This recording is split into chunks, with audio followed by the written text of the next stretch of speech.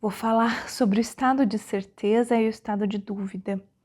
A gente no dia a dia está sendo condicionado a ficar no estado mental e isso retira, puxa a gente do estado de certeza, de confiança na vida que não mora na mente.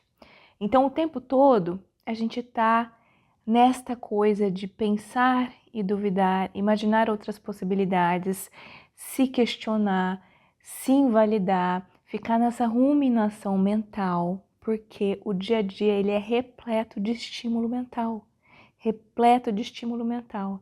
E desde quando a gente nasce, o que é incentivado e o que é martelado dia a dia são as habilidades mentais.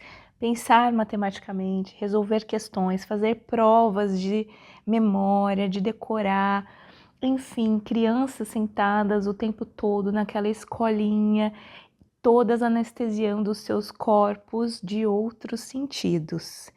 E aí é que tá, a mente faz a função dela, ela tem o seu lugar, mas a gente acaba esquecendo o caminho de volta para outros sentidos de percepção e de orientação na realidade, porque o corpo ele tem acessos sensoriais mesmo à realidade, à percepção, que são guia.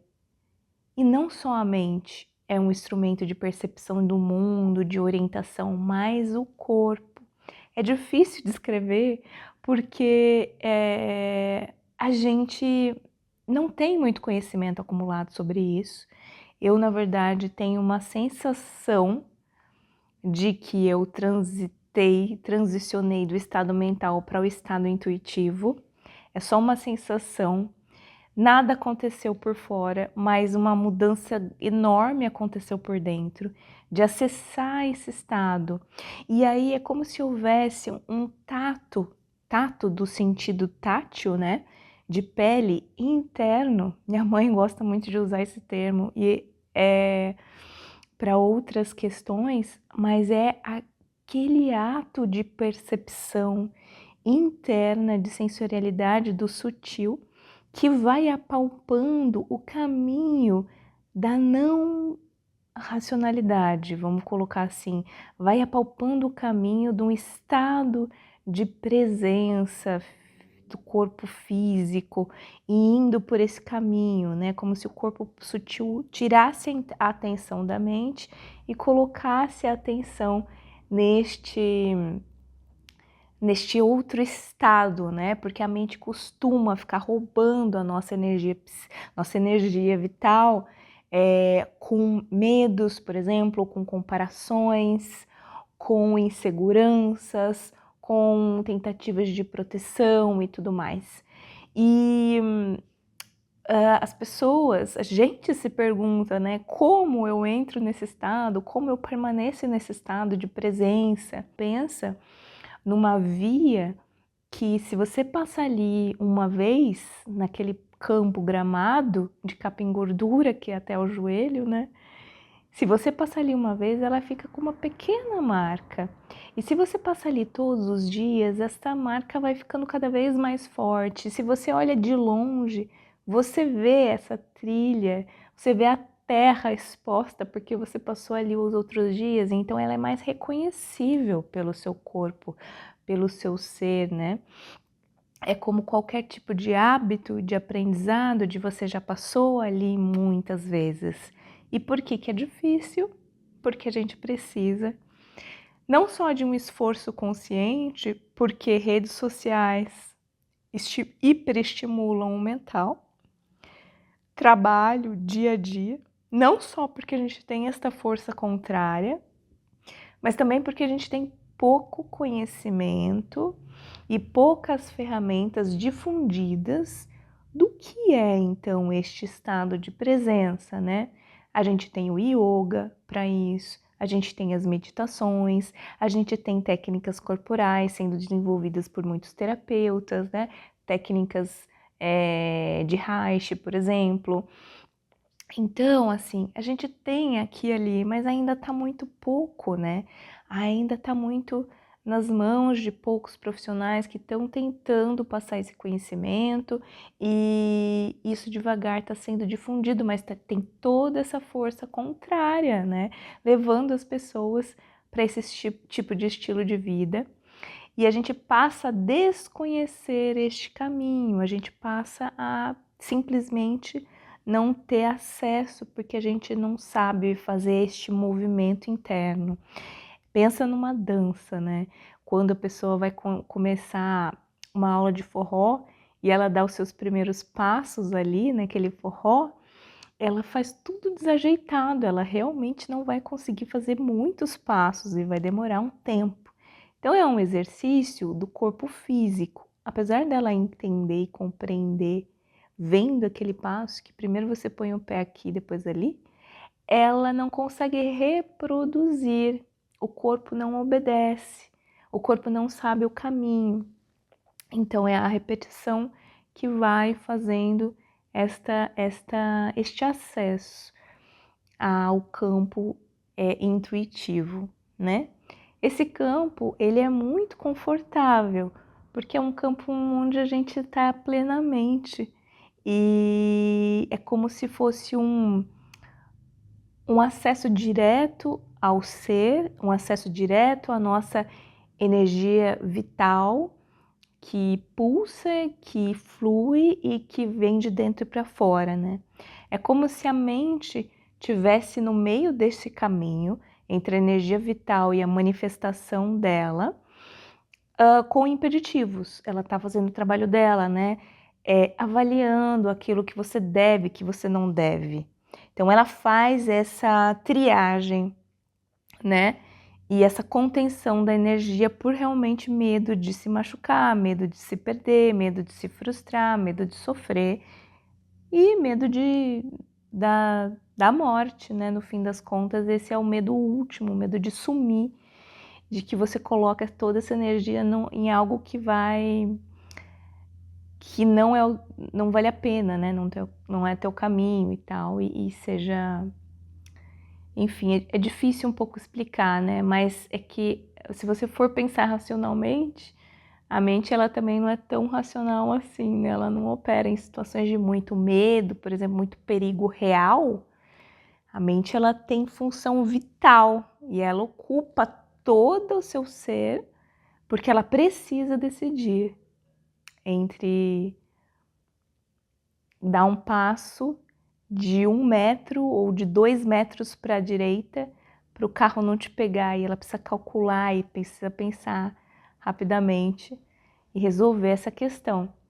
Só que acontece que a maior parte do tempo a gente não tem questões assim para resolver e ela não tem tanta função assim e ela fica ali operando justamente porque a gente está só simplesmente acostumado a ficar no estado mental, sem que seja necessário, dando muitas fichas, muita confiança para esta mente. Ela ocupa, eu ouvi uma expressão muito fiel, que é a mente mimada.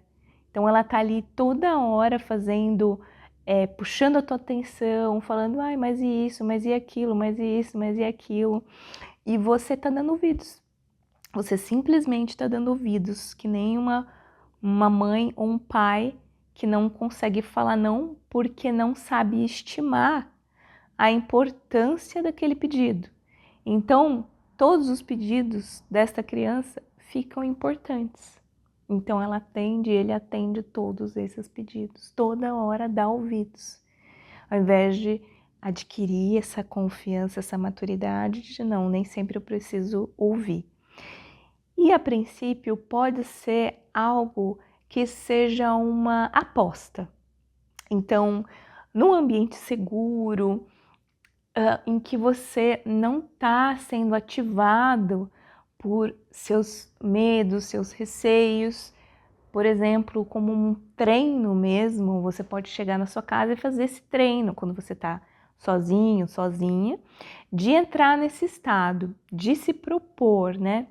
E se neste momento aqui que eu tô seguro, eu não preciso pensar, não tem ninguém para eu salvar, Não tem nada de urgente para eu entregar agora, tá tudo resolvido, tem esse tempo aqui para mim. E se nesse momento você simplesmente abdicar de pensar, abdicar deste estado e ouvindo este outro chamado aqui desse corpo intuitivo para fazer essa migração e entrando nesse estado e simplesmente vem um pensamento objetivo de que te coloca dúvida e você simplesmente deixa ele de lado se é uma dúvida que você sabe que não vale a pena ser ouvida. Se do outro lado, se no contraponto, vem uma resposta do corpo intuitivo. Então, a resposta é o seguinte, o movimento é, a dinâmica, né? Vem um chamado do corpo intuitivo, que pode ser uma coisa muito sutil, é tipo, faça isso. Você sabe, se você simplesmente sabe. Você sabe se é melhor ou não mandar mensagem para aquela pessoa, você sabe se você gosta ou não dessa música, você sabe o que você deve fazer, você sabe. Então, esse corpo intuitivo vai mandar essas certezas e ele vai se deparar com esses questionamentos da mente, né? Fazendo essas barreiras. Então, botar simplesmente, transicionar a energia que você bota para o pensamento para essa energia que vem do estado intuitivo. Então, é simplesmente mudar o foco e ir puxando esta linha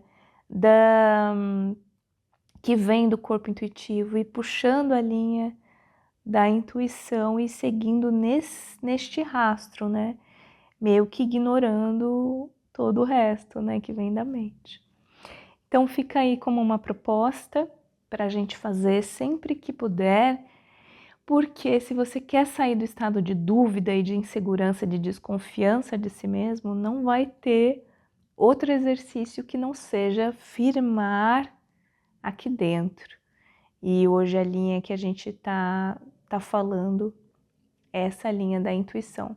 Eu acredito que podem ter outras, mas eu ainda estou pesquisando sobre isso, me pesquisando também sobre isso, para fazer uma diferenciação melhor entre estas mensagens que vêm como certezas da intuição, que eu acho que é uma das vias de conexão com o estado de presença, e também com as emoções, com os sentimentos. Eu acho que é outro corpo sutil que envia as mensagens e é outra forma de presença.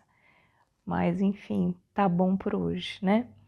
Então, para eu não ficar falando sozinha aqui, para eu saber que eu não tô falando grego, que faz sentido para você também, assim como tá fazendo para mim, me escreve aqui embaixo o que você entendeu, se ressoou com você, se você se identifica, para a gente ir trocando essa ideia e fortalecendo essas ideias dentro da gente, né? Se eu fortaleci você, você me fortalece agora. E também dá uma curtida nesse vídeo. Um beijo!